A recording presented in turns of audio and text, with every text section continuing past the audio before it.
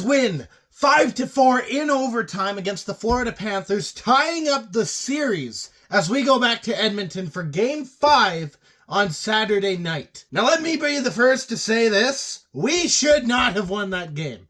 Everything was written in stone. The Florida Panthers were running the show. The first period was a masterclass of what not to do by the Edmonton Oilers. The defense was just abysmal. The penalties that were taken, abysmal. The offense, or the lack thereof, abysmal. The only one who played well in the first frame happens to be the guy that gets pulled in the second period, and that was Stuart Skinner. Yes, he let a few in. Did you watch those goals? Did you watch how the puck went in against Skinner? There was nothing that he could do. You got 2 goals by Tkachuk that happens on the power play. And the power play on both occasions dominated and really caused some chaos on the Edmonton Oilers defensive end. There's the Lundell goal that I'm very not happy about, with a pass coming from behind the net. And who's watching Lundell? No one.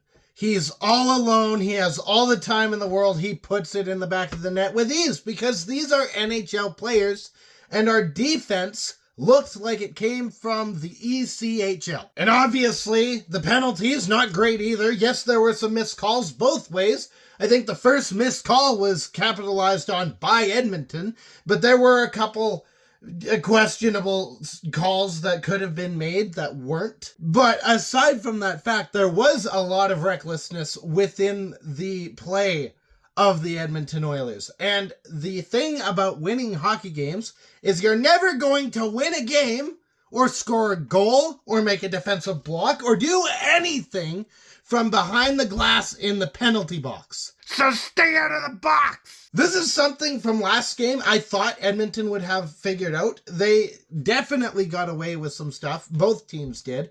Edmonton, I can tell you, they got away with a lot of stuff, which, take it as you will. The refs are something that both sides can honestly complain about. But that first frame, that was bad. And then we hit intermission. The Oilers come out for the second period. Calvin Pickard is in net. He takes over for Stuart Skinner, which I think the move there was to wake the team up, not to call Skinner out for lack of good play. I think Skinner played well. Edmonton just didn't play well in front of him. Skinner sits down, Pickard comes in, second period begins, and we get an entirely different Oilers team. So the Oilers enter into this frame, they're down 3-0. Florida takes a stupid penalty. There's a bit of a slash on Bouchard that could not be ignored. Florida goes off to the box, and on the ensuing power play, Draisaitl has the puck. He lost the puck over to Nugent Hopkins, who's standing relatively alone. There's a bit of a screen in front, so Bobrovsky's not completely aware of where the puck is. And then Nugent Hopkins shoots. And it goes up, and it goes into the back of the net, and we have a goal on the board. There's another one. The Panthers start playing very sloppily with the puck. I'm going to pretend that's a word. I have no idea if it is. They start playing sloppy with the puck, and the puck gets turned over. And in the ensuing chaos, the Panthers are scrambling to try and get into position to play defense. Nurse gets the puck. The Bane of Stony Plain has the puck on his stick, and he shoots, and it goes up. Same thing as Nugent Hopkins' goal. It goes up.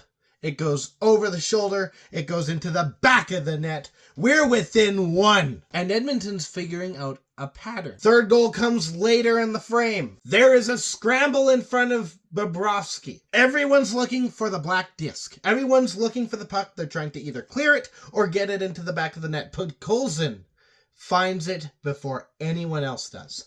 And he just snaps his stick back, hits the puck clean, and the puck whizzes by Bobrovsky up and over his pad on his right side. All 3 goals have gone in on the right side of Bobrovsky to his perspective, and the game is tied. Now, this is the Stanley Cup Finals, so we're never going to escape a game without some controversy.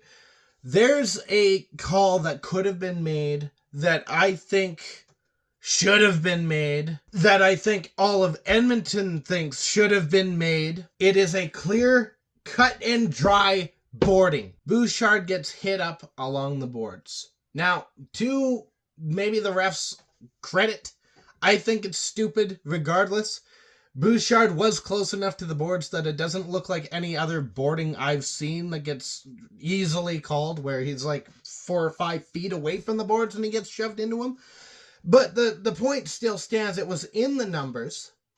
There was a bit of an airborne player ramming into him, and he gets hurt on the play. Nothing comes of it. Not a single thing comes of it. We move on to the third period. There's another scramble in front. There's 2 different patterns I'm finding when it comes to Bobrovsky and beating him. There's the right side of him where you can just loft it over his shoulder and he doesn't have an answer to that. Or there's any goalie's issue of having a scramble in front and not being able to find the puck. There's a scramble in front. Unlike Podkolzin's goal, which was pretty well a fluke chop of the stick that ends up in the back of the net, Jake Wallman receives the puck. Now he's off. He's all on his own. He's in his own world, in his own galaxy. He's got plenty of time. He takes the shot. It goes into the back of the net. It was a wide open cage because Bobrovsky didn't see it in time. The game continues. There's a couple icings. There's a lot of heroics by the goaltenders. Pickard came in and did his job flawlessly. Bobrovsky looked nigh unbeatable. There were many chances that could have gone in for either side. And we get down into the dying seconds. There's an empty net for Florida as they try and find the equalizer. We get down to 30 seconds. Florida's hemming our zone. Down to 25 seconds. They're still skating around, looking for a shot. 20 seconds. A shot is fired. And with 19 and change seconds, the game becomes tied once again. And we move to overtime. And we get into overtime. There's a lot of icings again. There's a lot of heroics. There's a lot of chances. There's a lot of the same because these are 2 really good teams playing against each other. Any team in this overtime, excluding the first period and the second period where Florida fell apart, anyone could have taken this game. And Florida almost does. There's a shot by a Florida player. It flies at the net. It's too fast for me to see any detail on it. All I see is the crowd going nuts for a split second. They celebrated and then they went silent as the ref went no goal. Play continued. At the next whistle, we got to see the replay where Pickard deflected the puck up and away from him, up and over him, with enough oomph to put it off the crossbar. Was that terrifying? Yes! Yes, it was! Some time would go by. Draisaitl's got the puck. He's entering into the defensive zone. He grabs the puck, and all he does is kind of skate in towards the net. That's all he does. He doesn't do any fancy shot. In fact, he can't even get a shot off. The puck slides away from his stick, and it hits Mikkola. And it deflects towards Bobrovsky. This deflection catches Bobrovsky off guard. He scrambles. He opens up the 5-hole. He redirects the puck into the back of the net. And that is how we end Game 4. And you know what I wish I was this entire game? I had thought, what if I was just a fly on the wall in that first intermission? What I would give to see what happened in that room, in that locker room for the Edmonton Oilers. Because they went from looking like a team that was down and out to a team that came back and won in a dominant fashion. In fact, it was so dominant that this kind of game in the Stanley Cup Finals hasn't happened since 1919.